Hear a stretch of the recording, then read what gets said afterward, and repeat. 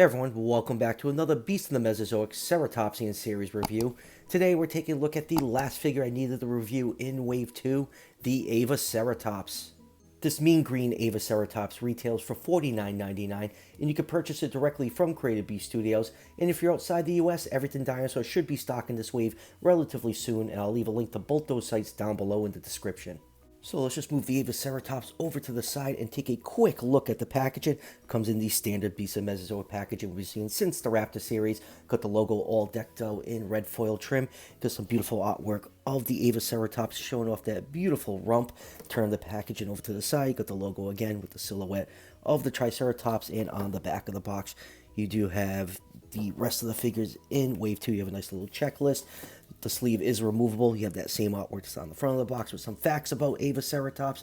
And just like every figure in this series, you get some nice collector card with that artwork and the same facts on the back of the cards. So enough about the packaging. Let's take a closer look at this Avaceratops. Alright, let's start with a nice 360-degree view of the Avaceratops. I'm going to be honest with you all. I actually had no interest in picking up this figure when it was first revealed, and that is because of the bright green paint scheme on here. It was just a little too green for my personal taste, and it kind of turned me off to the figure. And it was actually one of the very last figures I added to my Wave 2 order. I think I added to my order like right before these figures shipped from China. But getting this figure in hand, it has grown on me, and the sculpting detail, just like the rest of the figures in the line, is absolutely fantastic. But it is my least favorite color scheme out of Waves 1 and 2 so far. But other than that, I still think it's a great looking figure. And speaking of the color scheme, just like most figures in this series, the color scheme is based off real life reptiles and amphibians. And this Avaceratops is based off the common flying dragon. But I have to say the brown and maroon colors really break up that green a little bit. It helps make the figure a little bit more appealing in my eyes. And I like that splash of orange on the nose and the top of the frill. Alright, let's just do a couple quick measurements. This figure is 10 inches long from the tip of the beak to the tip of the tail, and just about 4 inches tall to the top of the frill.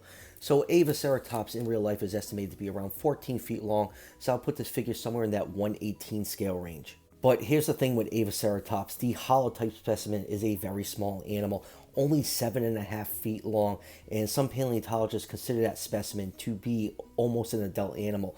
Then another specimen was discovered, MOR 692, which had a much more complete skull and was actually larger, and that is what this figure is based off of, the MOR 692 skull. Now the issue with that is it actually might end up being a different Ceratopsian species, so who knows, a few years from now this Avaceratops figure may be based off an entirely different species. Alright, let's zoom and take a look at some of the finer details on this figure, starting with this really nice head sculpt. Perfect profile of the MOR 692 skull. Even though the figure is primarily green, you do have some nice patches of maroon and brown on the face and side of the body, and you have some nice bright orange for the rough patch on the front of the snout. The beak is really nicely painted with some nice dry brush over there to bring out all that texture. Lots of beautiful scale detail. You can make out the nostril right there. The eye is painted in blue with a black pupil, and if you've been watching the channel, you know I absolutely love blue eyes on dinosaur figures. That blue eye kind of gets lost in all that green. And then looking at the top of the frill, you got a little splotch of white right here. You get some more of that maroon color with some dark wash to bring out all that scale detail. All the knobs along the frill are painted really nicely with some nice dry brushing to add some texture to them.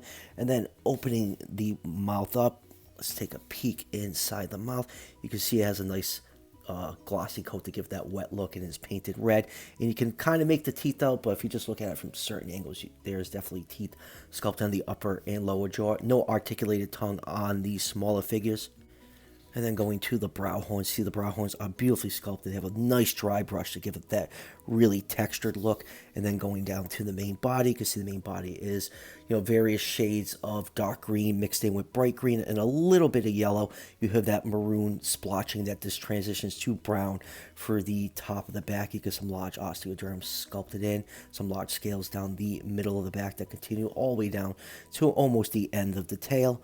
Going down to the front legs, you can see it's a mix of dark green, light green, and yellow. Toe claws are painted a brown color with a nice glossy coat. Going down to the hind legs, you get some more of that maroon blotch on the thigh region, going down to the hind feet, same thing. Toe claws are painted in brown paint with that glossy coat. Turn the figure over, the underside is a nice cream color, and you do have a nice little cloaca slit sculpted in right there. We always have to check our dinosaurs' buttholes. And then going down to the tail, you can see, actually the tail I really do like. It almost reminds me of the Jungle Explorer from Jurassic Park. Just the pattern just kind of reminds me of that. You got some of that maroon color mixed with the brown, green, and yellow. So yeah, like I said, not my favorite color scheme, but it is definitely growing on me. The more I've been playing around with this figure, the more I am appreciating it. Moving on to articulation, the mouth can close completely flush and open up about that far. The base of the neck, you do get some nice side-to-side movement and up and down. And then moving to the back of the neck, the head can look up pretty far and look down just a little bit. Sometimes if you can work that joint, you gotta get some clearance right here, and you can get a little bit more downward movement. And then looking from the front, these two joints work really well in tandem. You could get some nice side to side movement with those two joints. And then going down to the front legs, they can move forwards and backwards. You get about 90 degrees of bend at the elbow, get a little bit of pivot at the wrist, and some nice rotation. And the arms can splay out just a little bit. And going down to the midpoint of the body, you can get some nice side to side movement and pushing the hip in. You can actually angle the hips down pretty well on this body mold. And then going to the hind legs can move backwards and forwards. You get just under 90 degrees of bend at the knee. And then at the ankle, you get some forward and backwards movement, some rotation at the hind feet, and a little bit of a pivot. And then going down to the tail. Tails come unattached when you get these figures in. Just got to heat up the end and force it over that ball joint. You get some up, down, side to side, and it's full 360 degree rotation. Choking on my words just a little bit. So yeah, just like all the figures, the articulation is really great on these figures. They're really fun to play around with. Alright, moving on with comparisons. First up, here it is with the Mattel Jurassic World Dennis Nedry. And next up, let's go with a classic. Here it is with the OG green Papo stand-in T-Rex. And next up, here it is with the old Rosaurus Carnage collection, Styracosaurus. You know, these figures came out, I think they came out like in the late 90s, and they were really cool articulated dinosaur figures. But the problem with these things, they break very easily. The joints on all my figures are incredibly loose, and I really didn't play with them that much.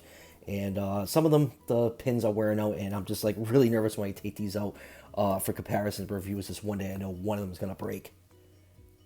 And next up, here it is with the Safari Limited Triceratops. Let's just get these two side by side.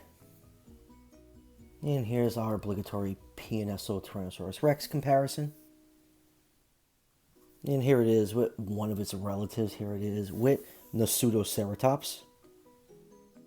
And lastly, here it is next to the 4 different sizes currently available in the series. The adult Centrosaurus, subadult Triceratops, here's the Ava, and the cute Zuni Ceratops. And let's not forget, these figures are going to get bigger in Wave 3. Can't wait to get my hands on the Torosaurus. That has been my most anticipated figures ever since the line was announced. So, final thoughts on this Avaceratops. Another great figure, and a whole series full of great figures. My only complaint is the color scheme. It's just a little too green for me. It's my least favorite out of all the figures so far, but that is just my personal taste and opinion. And like I said at the beginning of the review, you can order this figure directly from Creative Beef Studios, and if you're outside the US, Everything Dinosaur will be stocking these soon.